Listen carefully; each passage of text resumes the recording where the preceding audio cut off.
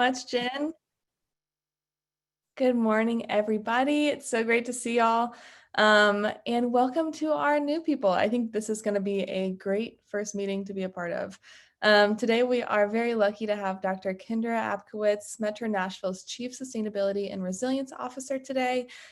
She joined Mayor Cooper's office in October 2021, working across departments and with the community on environmental sustainability and resilience issues.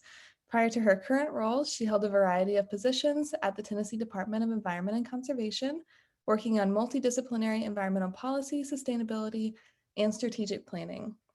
She began her career at Vanderbilt University, tackling operational and educational sustainability projects across campus and the medical center. Kendra has lived in Nashville for 34 years. In her free time, she enjoys spending time with her husband, 3 kids, and dog, hiking, reading, and doing crossword puzzles. Love it. Kendra, thanks so much for joining us today, and I will let you take it from here.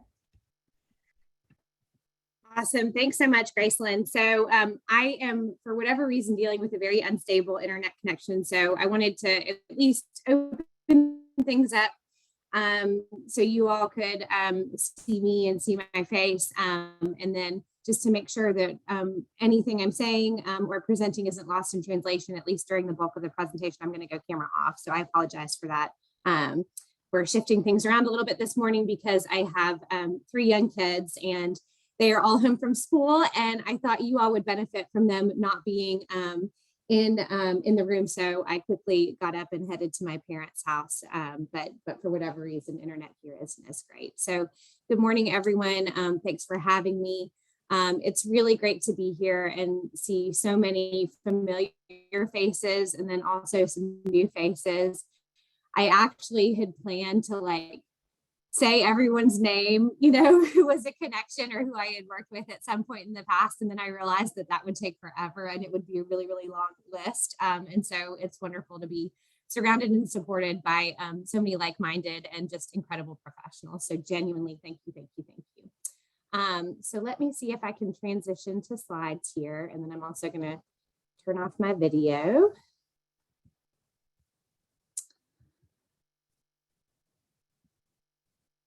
Are you all seeing PowerPoint now? Yes, we see it. Excellent. Let me see if I can get the actual presentation up.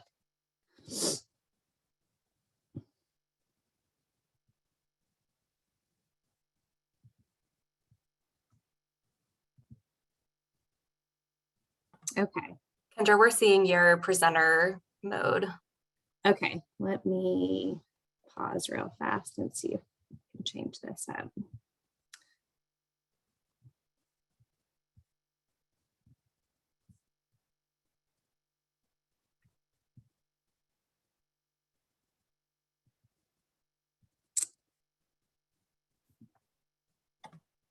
All right, how about now? Let's try this again.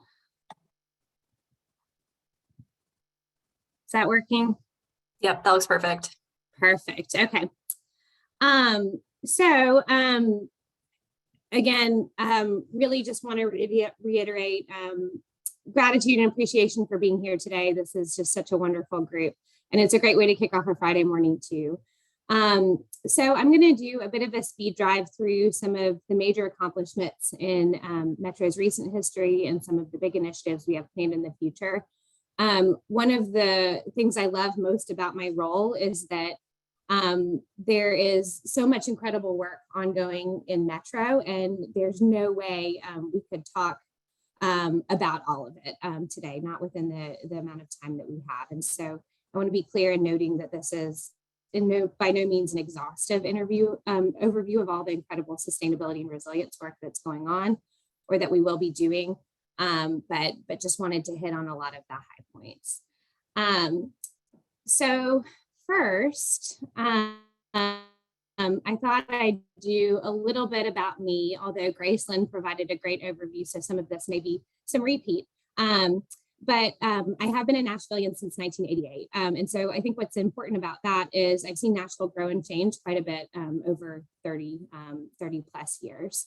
I think it's also allowed me to really interact and have the benefit of getting to know various different groups and perspectives in Nashville. So growing up here as a young kid and being part of the public school system, part of the Vanderbilt community. So that's where I ended up doing my undergrad. And then also kind of being a working professional and meeting some of the great people who have come to call Nashville home, over the past few years has been really important to me. So I think understanding what it feels like to be a longtime resident, but then also sort of a newer transplant is really critical to thinking about how we can make this a very livable city in the future. I'm a lover of learning. Some folks joke that if I could afford to go get every degree that's out there, I would. I've got kind of a diverse academic background that touches on a variety of different topics: sociology, economics, environmental policy and management, and more recently business. And again, I think that's, as you all know, again, I'm preaching to the choir here, sustainability and resilience are such interdisciplinary topics. So I think being able to bring in a variety of different perspectives in trying to solve some of the problems that we face as a community is hugely important to not only developing creative solutions, but also trying to make those solutions resonate with folks who bring different perspectives to the table. Something I also wanted to quickly touch on is that I've always loved the outdoors and had an appreciation for the environment, but I don't think I necessarily knew from an early age that, environmental work was for me. I never envisioned I would have had a career that revolved around the environment. In fact, if you asked me in high school what I wanted to do, I would have told you that I planned to go to medical school. Fast forward 4 years, if you asked me my post-graduation plans in college, I would have told you that I wanted to get my PhD in sociology and become a professor. Obviously, neither of those happened, but I ended up falling fortuitously into a wonderful field that we all love and share that in common. So my first professional exposure to sustainability and environmental work was actually via an internship at Vanderbilt Environmental Health and Safety. That group actually no longer exists kind of in its current form. This was before the split of the University Medical Center. But I ended up doing 2 summer internships there. And that's where I was really first exposed to sustainability and environmental management work. And I think what intrigued me about it was the combination, again, of kind of the social science, the hard environmental science, and also technology to build solutions. And then obviously kind of the opportunity to interface with all different types of end users and customers along the way. That's really kind of how I first got involved in this sort of work. Those internships ended up becoming a full-time job. So I ended up working for 4 years doing sustainability work across the university and medical center. Then had the great opportunity to work at the Tennessee Department of Environment and Conservation for about 10 years on a variety of different topics. So starting off first in environmental policy and planning work, and then also building into that portfolio sustainability work. And so great learning experience, hugely rewarding experience. And then most recently, as of 4 months ago, started doing sustainability and resilience work at the local level with the city of Nashville and Davidson County. So that's just a little bit about me. Again, love spending time with my family. We're a pretty rowdy, busy crowd. So Josephine is 5, James and Luke, my twin boys, are 2. And we have another edition coming next month, which is really exciting, a little overwhelming at the same time. So that's just a little bit about myself. So also before diving into kind of the specifics of really what's on Metro's agenda, I also wanted to quickly touch on how I see my role as Chief Sustainability and Resilience Officer. So these are roles that I think a variety of different cities have, and they take a variety of forms and fashions. So I thought it would be helpful to share with you all the way I'm approaching my role and some of the activities that I see as really critical to what I do. and to setting the city up for success. So one thing I love about my job is that I get to work across Metro departments to support their programs and services provided to the public and reduce environmental impacts associated with their operations. So when I think about sort of recurring activities that I engage in that realm, it could be advocating for and amplifying departmental environmental sustainability and resilience projects. That's one thing I quickly realized when I first started my job, is that there's so much great work that's going on throughout Metro's departments, and there's opportunity to really elevate and promote that great work and brag on it. And then also perhaps garner additional resources for that work. So one example of this kind of activity would be as Metro Waste Services and the Zero Waste team thinks about implementation of construction and demolition recycling policy, how can I advocate for them or help them work through perhaps the more controversial elements of those policies with the public as they roll that out. I also do a lot of facilitation of communication and leveraging of resources across departments on potential cross-cutting environmental sustainability and resilience projects.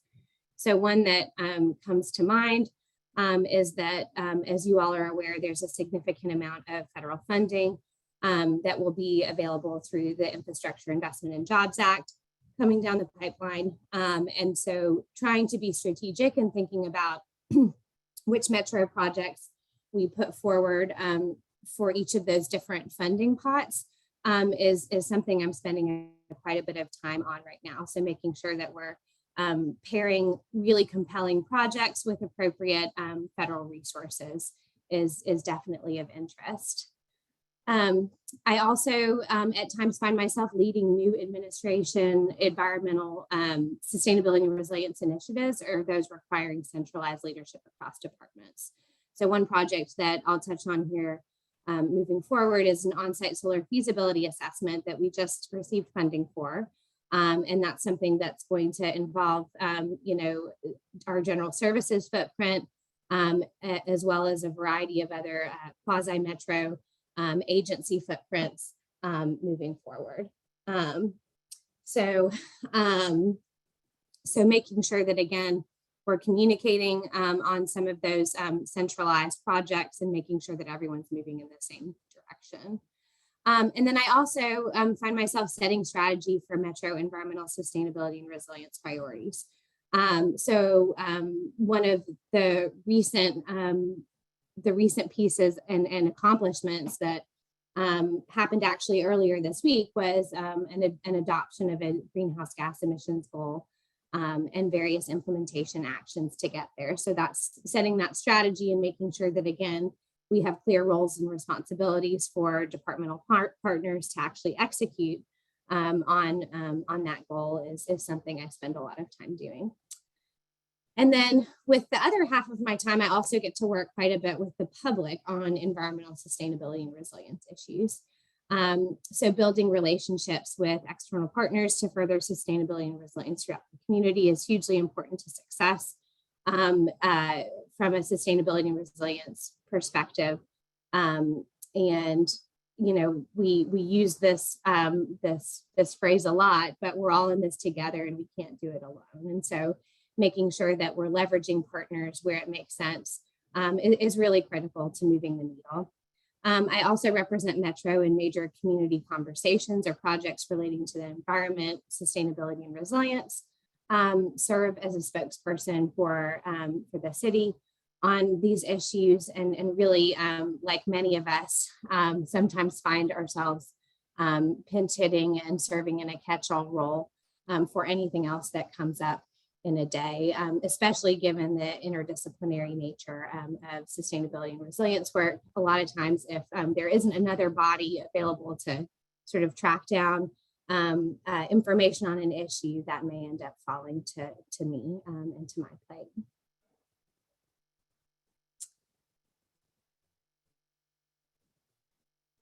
So next, I wanted to set up a little bit of a context about the particular way that I'm approaching my role here within Nashville. And I think the good news is that Nashville has always been an environmentally minded city, which is great. That means there's a lot of support for sustainability initiatives. For the most part, where we see the debate happen is which ones are deemed of highest importance and most investment worthy. And then specifically, which strategies are we using to actually get there? So overall, that's positive. That means people want to see these things happen. Just kind of the devil's in the detail. From a metro government perspective, I would be remiss if I didn't note that we have a really, really rich history of strong sustainability planning. So and many of you have contributed to this over the years. We've got Mayor Carl Dean's Green Ribbon Committee report, Mayor Barry's Livable Nashville report, and then most recently, Mayor Cooper's Sustainability Advisory Committee report. And each of these has done a phenomenal job of, again, really assessing the landscape of sustainability in Nashville and then putting forth some really, really reasonable recommendations as to how we can affect change. Likewise, we've also seen very strong leadership from our mayors in terms of joining commitments in partnership with other communities, either across the nation or across the globe, to take action against climate. I think historically where we've really struggled, however, is actually in that follow through. And so something I have been really focused on in my role is action and implementation, and making sure that we're not just engaging in robust planning, that we're actually taking actions and affecting change. And so again, that was a huge benefit to me, and that there's been a lot of planning and thought process around this, but we really need to move forward and take some steps here. And so those were very clear marching orders that were shared with me. Before we also dive into specifics on some of our recent accomplishments and where we are going in the future, I did want to quickly provide some context and a quick overview of kind of where we see some of our more significant environmental impacts, particularly from a greenhouse gas emissions perspective. And so what you'll see on this slide is the product of the incredible work that's done by Laurel Creech and Michelle Hammond and the General Services team in preparing our greenhouse gas emissions inventories every about 3 years. So on this slide, you'll see two different pie charts from our 2014 emissions inventory, and this is the community-based inventory that you see. So we do kind of two looks and snapshots at that information. One is specifically looking at metro government operations and sort of that lead by example piece. And then the other piece that we look at is those community-wide emissions. And so here on the left, you'll see our 2014 emissions. You'll still kind of see that transportation and mobile sources are the most significant portion of emissions. On the right, you'll see a comparison with 2017 emissions. Again, transportation, mobile sources are still that most significant source of emissions, followed by emissions we see from the commercial industry and that commercial sector, and then residential sector, and so on and so forth. And so the exciting news is that we are now embarking upon our third, it's more than just our third, but our third and more recent years greenhouse gas emissions inventory. So we kicked off that process earlier this month and have all of our data requests out. And we hope to have updated numbers to share with the public sometime this summer, early next fall. And so why that matters is, it becomes another great data point that we can add to our trend to see again where our most significant opportunities for reducing those environmental impacts are. And then we can appropriately craft our strategies for action around that. So again, these are just summary graphics. The emissions inventory that the team prepares is incredibly detailed and robust. They used sort of the standard approach and ClearPath software available through ICLEI to do that each year. So that way, it for the most part is an apples to apples comparison. We may make some slight tweaks to how we gather information from year to year, but really our goal is to make sure moving forward that we're able to look at those trends and really identify opportunities in the future. So here's a little bit of that more detailed breakout. I mentioned that we've been doing these inventories for quite some time. We have seen some more significant methodological changes between 2011 and 2014. And so that's why we typically talk about this in terms of looking at trends from 14 to 17, and then 2019 is the one we're working on right now. So which emissions inventory we may be looking at really depends on where we're trying to focus our time. So I mentioned before with community greenhouse gas emissions inventory, that's going to perhaps inform some of our activities and policies that are targeting the community at large. And then we look at our municipal inventory when we're trying to craft lead by example or sort of government focused operational policies and where we can reduce our emissions there. So I encourage you to spend some more time. I think I included in the preview materials a link to where you can find these presentations online. If you have any specific questions about what you see in the inventory, maybe we can go through those at the end of the presentation, or feel free to follow up with myself, Laurel Creech, or Michelle Hammond, and we'll definitely be happy to talk through those with you. I think the good news is we saw a downward trend, specifically, in both the community as well as metro inventories between 14 and 17. And so that's exciting. We'll be really interested to see what happens in 2019. And then obviously after 2019, we'll have kind of those COVID pandemic years that we'll need to reflect as well. So it'll be really interesting to see how the pandemic and the long duration that it had affects greenhouse gas emissions inventories. So I also wanted to quickly touch on, again, the great work that the Sustainability Advisory Committee pulled together. So this was a group of about 60 plus leaders. Many of you served on that committee, and thank you for your work. That formed in 2020 to advise the mayor on sustainability issues and climate action issues. And their first major work product was, again, a suite of climate action recommendations. And again, it's incredibly detailed and robust and comprehensive deliverable, incredibly impressive. If you haven't taken the time to read it, I encourage you to do so. Again, very well done. And this group was very capably led by our co-chairs, Linda Bregan, as well as Eric Kopstein. So we've got so that report ultimately came up with, and the committees that were part of that group came up with 294 individual strategies across 6 topics. And those kind of core topic areas were energy, green buildings, mobility, natural resources, waste reduction, and adaptation. And in the report that was produced, those 294 individual strategies were kind of rolled up into 40 narrative, bulleted, policy focused, and priority actions intended to highlight actions that will produce the greatest carbon reductions. So think back to those pie charts that I just shared.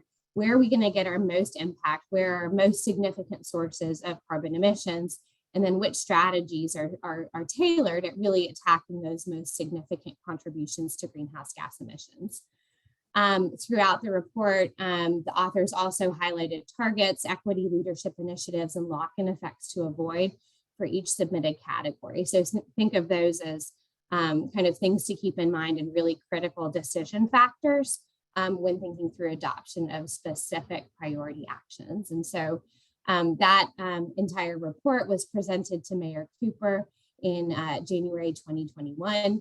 And since then, and particularly since October, as I've transitioned into my role, I've really spent a lot of time having conversation with members of the Sustainability Advisory Committee, with sustainability and resilience leaders in each of our departments, and then a variety of other folks across the community who really, really closely touch this work to try to highlight 10 to 12 priority climate action plan recommendations that we really want to focus in on for execution over the next 2 to 3 years. Again, when I talk about 10 to 12 priority climate action plan recommendations, that's primarily from the perspective of my role in the mayor's office. Again, one of the great benefits of being in a larger city and in a larger sort of metro government is that, again, many of our departments are carrying forward this work that's really well suited with their roles and responsibilities independently. And so we'll kind of talk through some of those priority climate actions moving forward. But if you don't see a strategy mentioned that you think is really critical and important, two things. One, it may actually be happening. It may just not be one that I am leading up or including in this presentation. And so I just want to make sure that folks understand that that there are a variety of things ongoing outside of kind of the work that I'm leading in terms of looking at those priority climate action plan recommendations. And again, that work is ably being led by our subject matter experts and community partners across the community. So I also wanted to quickly touch on what's already been accomplished. And this is sort of a laundry list of, I think, really, really important actions that have occurred, really ranging from, late 2019, early 2020, all the way up until literally earlier this week. Again, something I think I quickly realized is within Metro, we didn't necessarily always do a good job of highlighting our accomplishments. Instead, we kind of focused on what hasn't been done. And so I think sometimes to know where you want to go, you need to know a little bit about where you've been. And then also, take stock of what you have accomplished and perhaps where we haven't spent as much time moving forward. So we'll go through these quickly. Again, we could spend at least 30 minutes, potentially even an hour talking about each of these, but just wanted to give you an idea of some of the really significant accomplishments that we've seen in recent years. So renewable energy standard for Metro government. This is pretty significant legislation that was passed in 2019. And really what that legislation provides for is it establishes a renewable energy standard for Metro government. So again, Metro government operations, not the community at large. And it specifies phased percentages of carbon-free energy usage within our Metro's energy supply portfolio, with the ultimate goal of reaching 100% carbon-free energy resources in 2041. The second thing I wanted to highlight is, again, our decision to invest in a Green Invest project in partnership with NES and TVA. For a 125 megawatt joint solar array project in partnership with Vanderbilt University. And so that will actually place Metro 1/3 of the way towards our goal that I just spoke about here a moment ago. So Metro is actually going to receive, once that's constructed and operational, 100 megawatts of that power of that energy that will be generated. We've also taken significant steps to install solar at certain Metro facilities. And so individual departments have really been leading this work to date. So, we've got Metro Water Services Department that's been deploying some major solar installations at their water treatment plants over time. And then we've also completed significant solar array installations at a number of recent new constructions. So the sheriff's office downtown has a 40 kilowatt hour installation.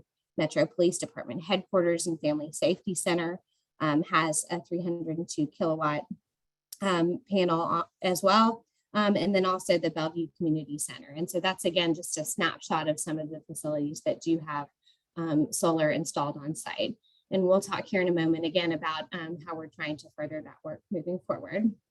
One that kind of slipped under the radar for folks was adoption of an updated, more efficient building code.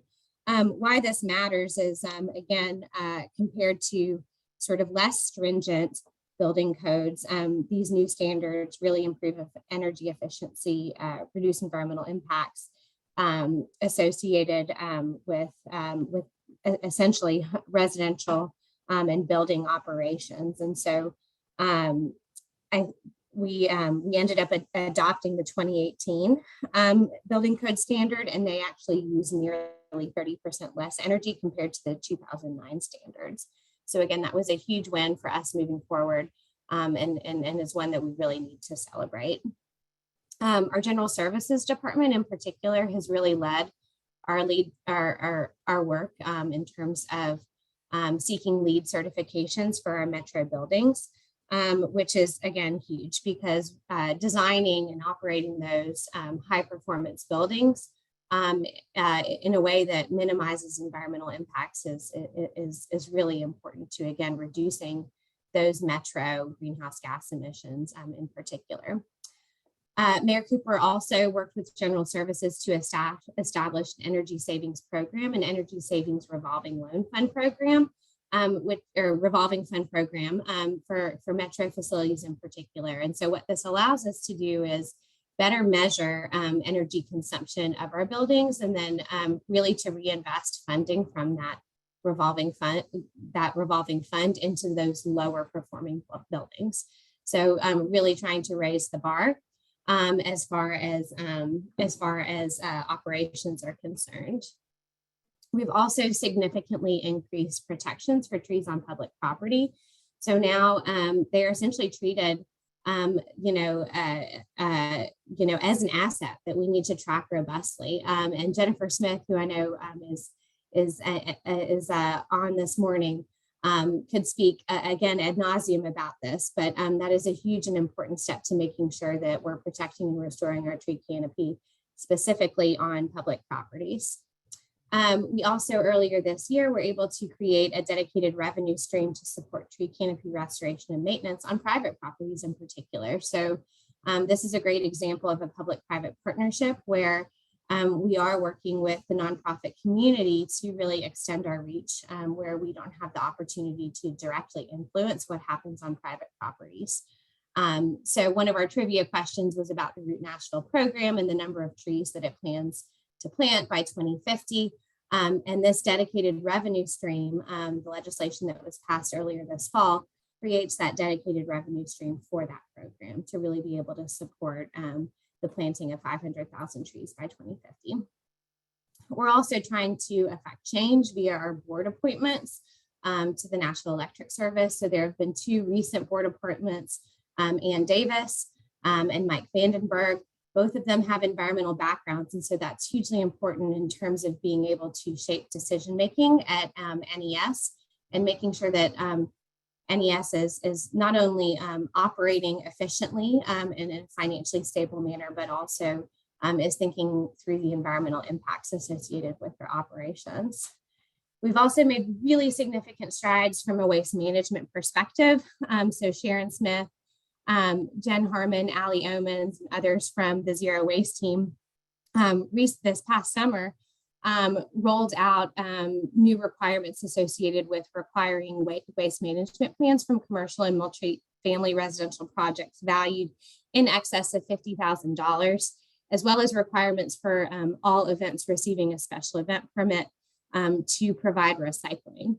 And these are 2 really important steps. One specifically kind of in the construction and demolition waste realm, the other obviously in terms of hosting special events, to make sure that we're asking folks who engage in activities here in Nashville to be accountable with how they're producing their waste and then what the disposition of that waste is. And so both of those items are items that are anticipated to kind of set us up for success over the long term and have sort of subsequent policy elements that will tier in over time.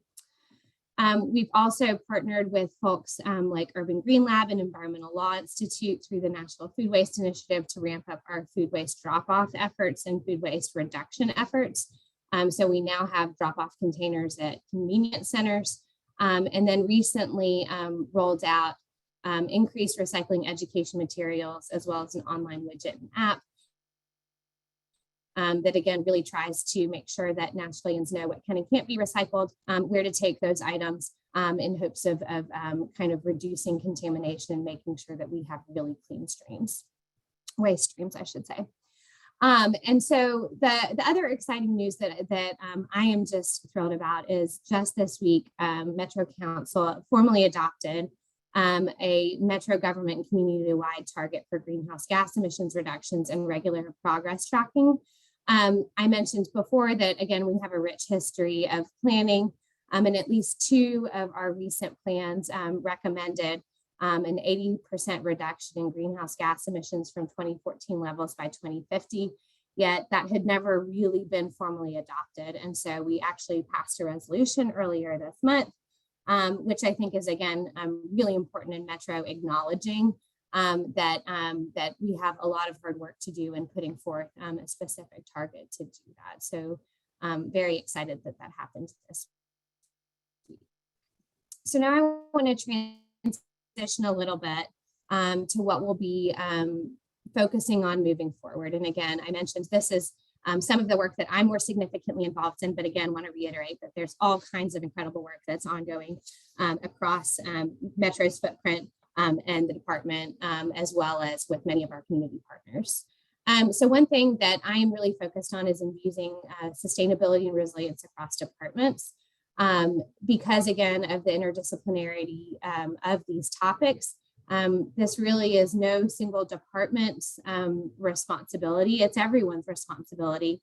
And so trying to make sure that we're putting on, as I like to say, sustainability and resilience goggles across our thought process is really important. And so we have a couple of specific strategies for how we'll be doing that. One of those that we've already gotten up and running is a Metro Sustainability and Resilience Roundtable that meets approximately quarterly. And that's, again, comprised of representatives from across departments to talk about these topics. Later this spring, actually probably closer to the summer, we'll also be launching an environmental indicators dashboard, so that will be accessible to the public. Think about it as a little bit of a report card or sort of status check on how the Nashville community is doing from an environmental sustainability and resilience perspective. I think the biggest challenge there is narrowing in kind of on a core set of different data sets that we think are most reflective of the work that's happening in Nashville in the community. I think we'll have to go through several iterations of publishing various different data sets. So I think we'll sort of launch with sort of a bare bones core data set and then expand that over time. I alluded to this earlier. We are embarking upon, and hopefully later this month, we'll officially kick off a 600 site solar feasibility assessment on Metro properties. Huge benefits, in terms of not only reducing environmental impacts, but also increasing resiliency of facilities, potential cost benefits as well can be achieved through installation of on-site solar.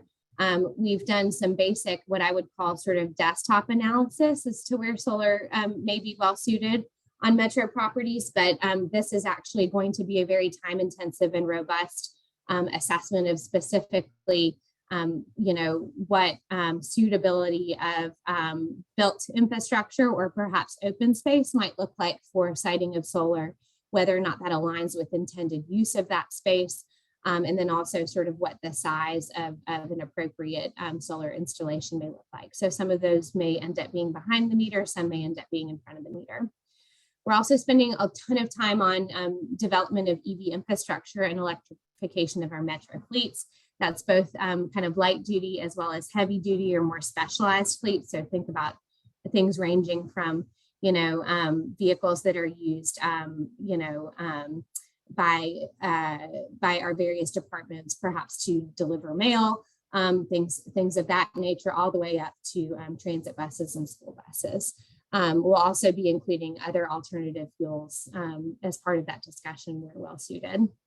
We're also playing a role in thinking through how to further EV infrastructure across the community. So not just as it benefits government operations, but also what should Metro's role be in facilitating installation of infrastructure across the community so that the community can be better primed for adoption of electric vehicles as that transition comes.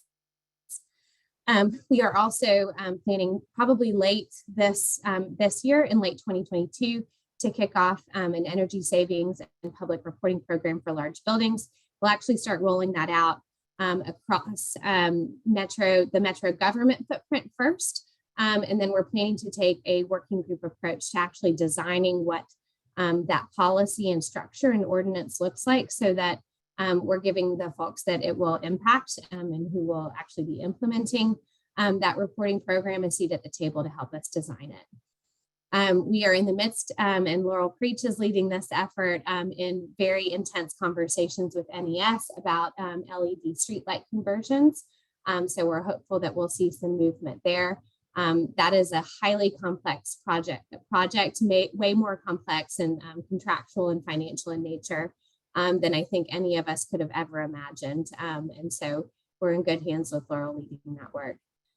Also working quite a bit with Metro Water Services to pursue more innovative and robust stormwater management and low impact development strategies.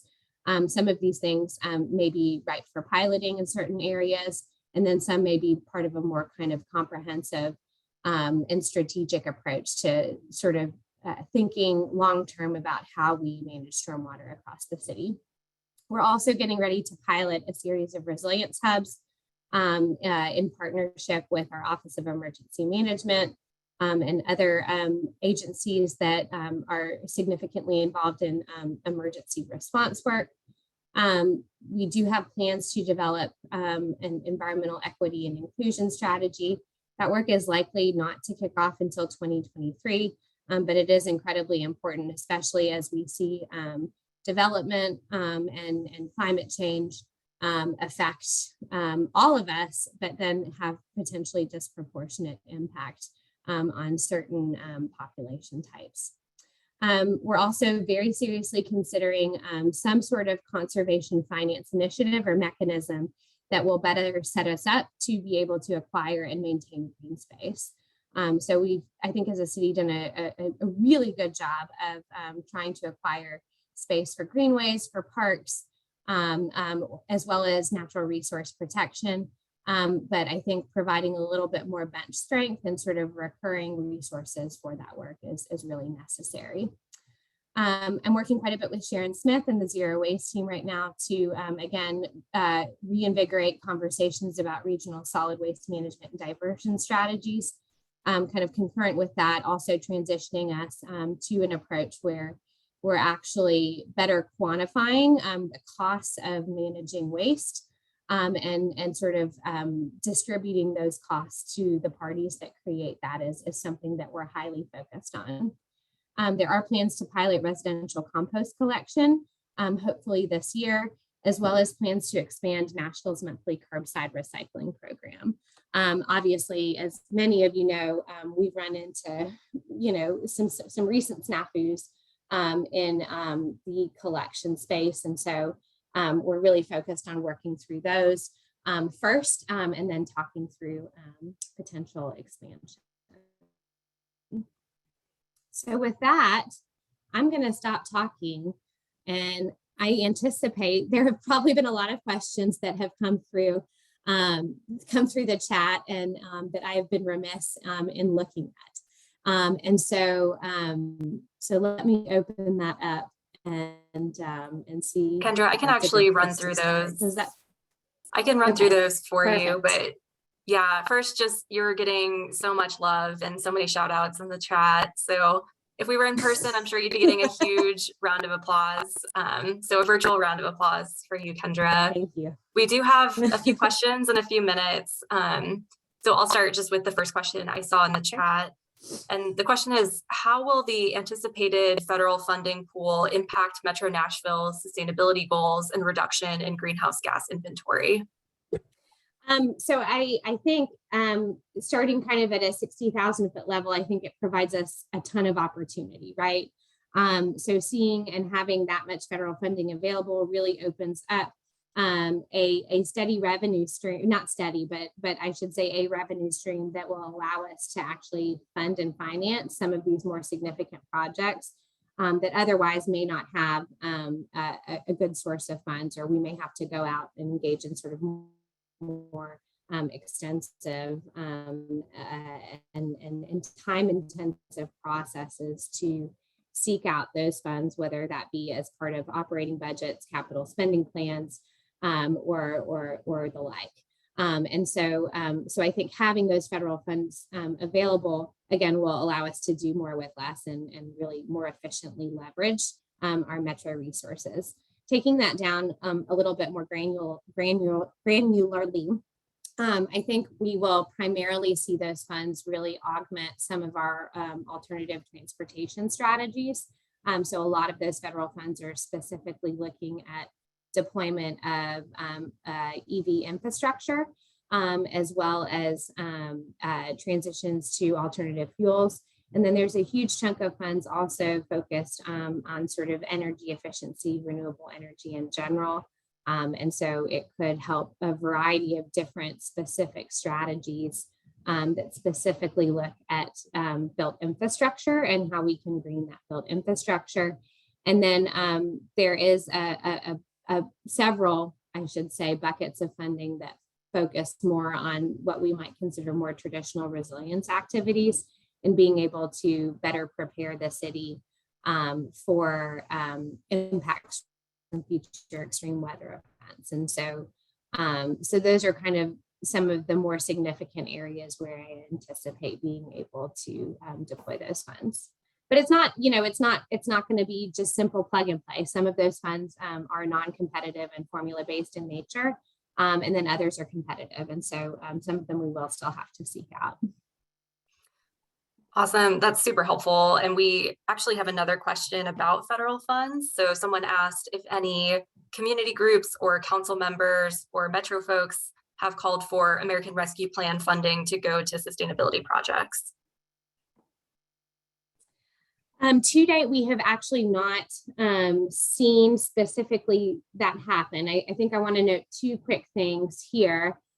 There are two buckets of American Rescue Plan funding that Nashville will benefit from. One is sort of our direct allocation that we receive from the federal government. There is a steering and oversight committee that is specifically looking at proposed uses for those funds. None of those projects, to my knowledge, are specifically, I would say, are being highlighted as sustainability projects. That being said, I will say some of them may have sustainability benefits or benefits that touch on sustainability areas, but we to date have not seen, to my knowledge, a project that I would say kind of more traditionally looks at sustainability impacts.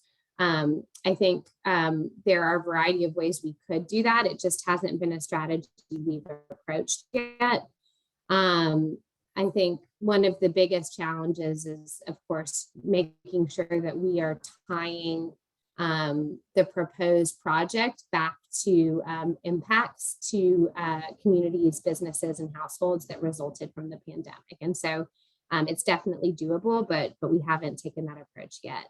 The second pot of American Rescue Plan Act funds that I think is actually going to be incredibly beneficial from a sustainability perspective is actually the piece of funding that the state is managing and that Jen is playing a very significant role in designing sort of the deployment of.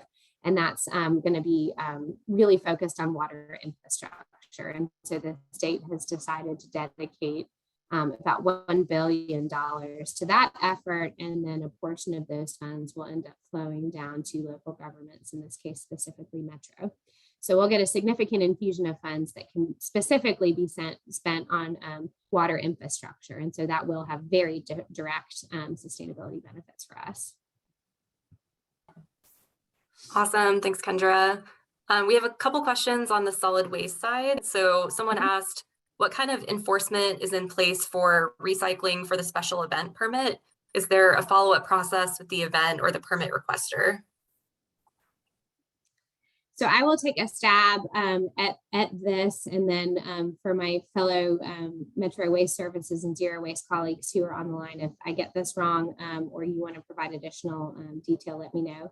So my understanding of the approach is again, when they are applying for a special waste permit, they have to prepare and present a plan that actually documents how they plan to manage that way. So it speaks to sort of volume of people that they plan to have at the event, what their vendor relationships for management looks like, and then again, sort of what the disposition of recycling looks like. And so sort of the accountability is included and kind of front loaded in the plan part. To my knowledge, I am not necessarily aware of any enforcement on the back end, but I don't know if any solid waste folks who are on the line want to correct me.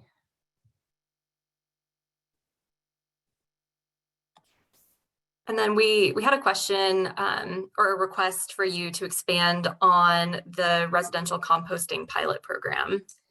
So it is very much in its infancy. Right now we are, very much thinking about, okay, if we were to engage in a pilot, at what scale, which neighborhoods make the most sense to pilot in. We're also closely looking at the financial resources we have available to deploy that pilot.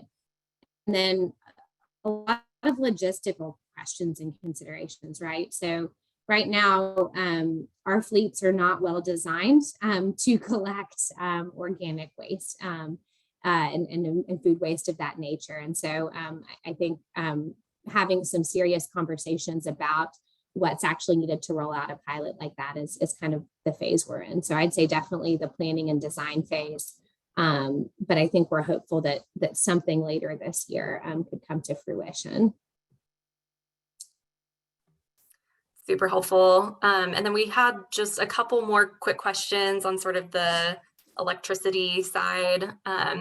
So someone asked if there's a reason that 80% by 2050 was chosen by the advisory committee, and point out that that's a little bit behind other leading cities and peer cities, such as Austin and Indianapolis, that are net zero by 2040 and 2050 respectively. And I know we have a couple folks on from the advisory committee as well. So if there are any comments that folks want to put in the chat, that might be helpful also. Yeah, so the 80% by 2050, again, I think is informed by a couple of things. I think one, it's informed by kind of technology and science. And at the time where many of our peer cities were, it's also informed by the commitments associated with the Global Covenant of Mayors. And that is specifically focused around looking at sort of how we can minimize global warming, right? And so some of that, to some extent, was very specifically informed by what we think it's going to take on behalf of cities to keep the climate from warming that specific amount. So it was to some extent related to some of the other commitments we had made as a city. There was something else I wanted to mention in response to this, and it's totally fleeting me at this point. I think we were also very focused on something that is truly achievable based on kind of technology and science. And so I think choosing something that's aggressive, obviously, as I think folks have pointed out, we could be more aggressive. There are other cities that are being more aggressive, but something that we also think is reasonable is really critical and important there. And it doesn't mean that just because we achieve that target that we would stop. So I think we may very well at some point in the future see a total net zero goal in our future. Right now, we've got our work cut out for us in just getting to that 80%. Awesome. Thank you so much, Kendra, and thank you for spending your morning with us. Again, if you have your camera on and want to give her some applause or put the applause up, it's always really tough giving these in a virtual environment, but thank you for spending your morning with us and giving us some updates on Nashville. As a little token of our appreciation, we will be sending you a small Thank gift. you guys for having me. It was lots of fun. Yeah, thanks, Kendra. So I'm going to go ahead and turn it over to our Vice President, Elaine Boyd. Thank you, Jen. And thank you, Kendra. I have to say, and I'm sure I'm speaking for a lot of people, we are so proud of you and, and wish you all the best, not just in the fantastic work you're doing with Metro, but in your life and with the new baby. So great to see you Thank you for joining us, and happy first Thank Friday you. in February. We need all the help we can get at Oh, this point. no, you got it. You got it. Well, happy first Friday in February to everybody. Thank you all for joining us. We really appreciate having you here. I do want to start, as we always do, with just reminding everybody of our mission. So our mission, as you all know, is to empower, inspire, and connect women who are committed to environmental sustainability. And we thank each and every one of you for helping us achieve this goal. And we could not do what we do without each of you and without our fantastic sponsors. So thank you to all of our sponsors. We'd love to add some more names to that sheet. We can make it fit more names. So if you or your organization are interested in becoming a sponsor, please go to our website and just look under the Get Involved tab for more information. We do have the Irises Book Club getting ready to launch again. Well, they'll be sending out a survey soon just to get some information on topic interests, and also plan to be selecting books by the spring. So look out for that on the way. So upcoming events. An upcoming TWIG event, we've got our first Greenway Walk, which I'm really excited about. Sunday, February 27th. Please come join us. We'll be at Shelby Bottoms. We're looking for a great turnout, so we'll look forward to seeing many of you out there. Lots of great community events. And this one is a callback to our test this morning, when we talked about the tree canopy. Here's a special offer for Twiggies. So if you're a TWIG member, this is a special offer being sponsored by Cumberland River Compact and Root Nashville to get a tree delivered to your yard. So please go to the website, get more information. The delivery has to happen next week, so consult the website for more information. Other upcoming community events, of course, this is Black History Month, so there are lots of great events going on around Nashville. We just wanted to let you all know that today actually is We Go Transit Equity Day. So consult the website to get more information about that event. Other upcoming community events, this Friday and next Friday from 11:30 to 1, AIA Materials Middle Tennessee Certificate Series will be happening. And there's an opportunity next Friday from 1 to 3 to participate in cave maintenance at Shelby Park. And then finally, more upcoming community events, another chance to help out at Turnip Green Creative Reuse with their Deep Clean and Organize on Monday, February 14th from noon to 4. Tuesday on the 15th, the Tennessee Nature Conservancy is sponsoring There's an app for that, Increase Your Nature Knowledge. So this is a great way to learn about all the cool apps you can use to identify plants and other things while you're out on your nature walks. And then finally, this is an early call out to a fantastic event, statewide event coming up Saturday, April 23rd from 9 to 1, sponsored by Green Interchange, and it's Plant a Tree for Tennessee. So we're giving this early call out. They're looking for organizations or individuals who would like to be a pickup location, or who would like to be interns or volunteers for this event. So just giving you an early call out on that, and we'll remind people of that probably each month leading up to the event. Finally, I just want to say, these are the myriad of ways that you can contact us. Please do email us if you have any job postings or calendar events you'd like for us to share. Have a great rest of the day, a great rest of the month. Be safe, and we'll see you the first Friday in March. Bye, everybody. Thanks. Bye, everyone. Thanks, Elaine. Bye. Bye-bye. Thanks, Elaine. Thanks, Kendra. Thanks, Kendra. Yeah.